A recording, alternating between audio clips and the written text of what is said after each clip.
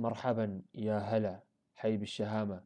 مرحى لها إذ تنهض من النفوس ما خمد وتستخرج من المعادن أصفاها.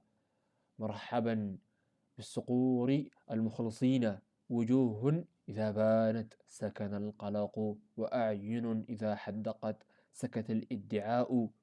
ضامنين الوطن صانوا احترامه، حملوا اسمه على أكتاف لا تنحني، وأجروا في شرايينه دما لا يفتر.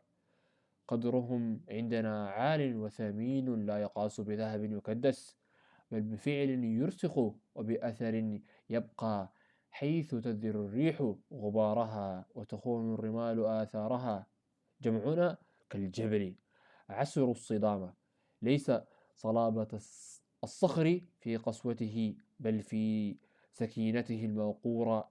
جبل يلوذ به السائر إذا فاجأته العاصفة، وتستدل به القوافل إذا خذلتها العلامات.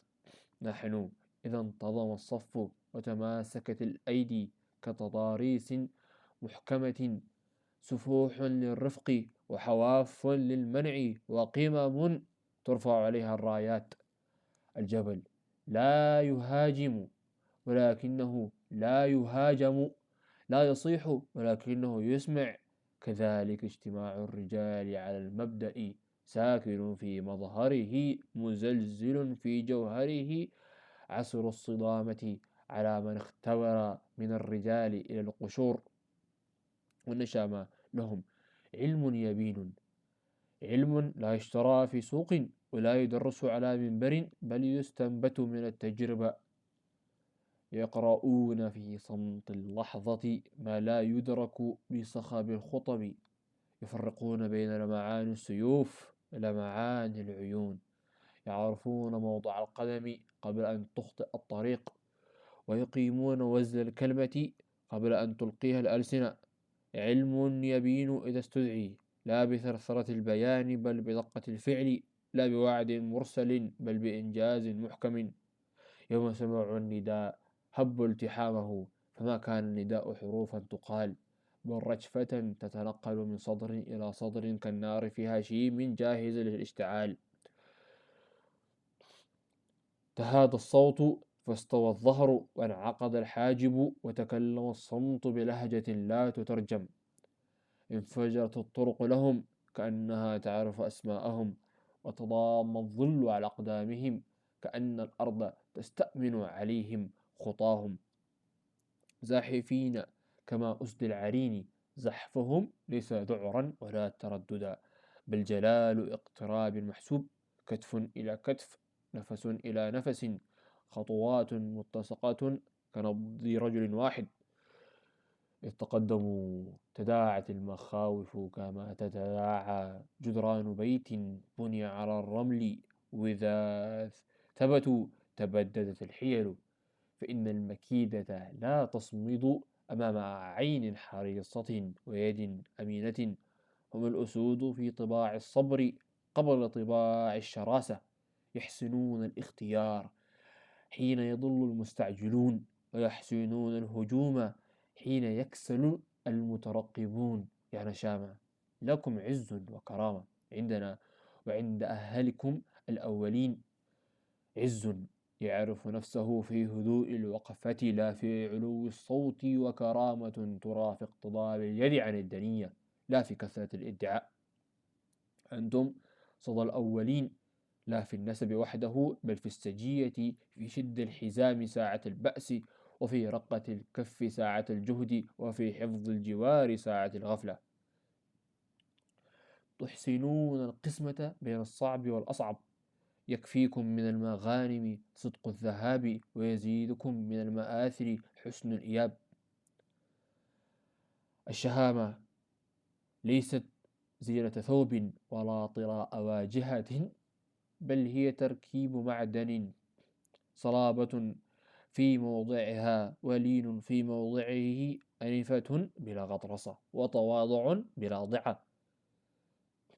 هي أن تواسي دون منة، وتمنع دون أذى، وتصيب موضع السهم من قلب المسافة. هي أن تشبه نفسك في الشدة كما تشبهها في الرخاء، فإن من تغير على نفسه تغير على وطنه، والوطن الذي ضمنتموه وصنتم احترامه ليس سطرا في وثيقة ولا خطا في خريطة، هو اسم إذا نطق اختلجت الذاكرة بالطفولة، وعادت إلى الحلق غصة الغبار الأول والملح الأول.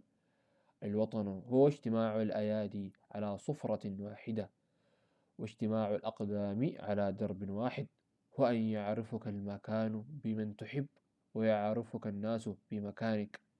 من أحب وطنه آمن بأن الكرامة ليست شعارا يرفع، بل عادة تمارس في السوق، في الطريق، عند أول خلاف وآخر اتفاق، وفي غمار الحرب. وللكرامة التي استحفظتم معناها مراتب، أدناها أن تمنع عن الظلم، وأعلاها أن تمتنع عن المذلة. الكرامة حساب النفس على الصغيرة قبل الكبيرة، فلا ترجحها كفة لمحض الهوى. من ملك هذه القسمة ملك السلم والحرب معا، لأن السلم بلا كرامة هدنة للخسارة، والحرب بلا كرامة ضوضاء بلا نتيجة. وليس بين هذه المعاني إلا خيط واحد يشدها، صدق الفعل. فمن صدق في شهامته صدق وطنه، ومن صدق وطنه عزت كرامته. ومن جمع الثلاثة عسر صدامه كعسر صدام الجبل.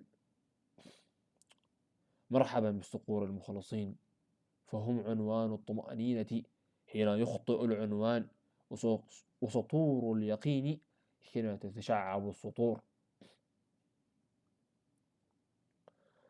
سلام عليكم، ما أشرقت قمة على سهل، وما التقى حد السيف بحافة الترس.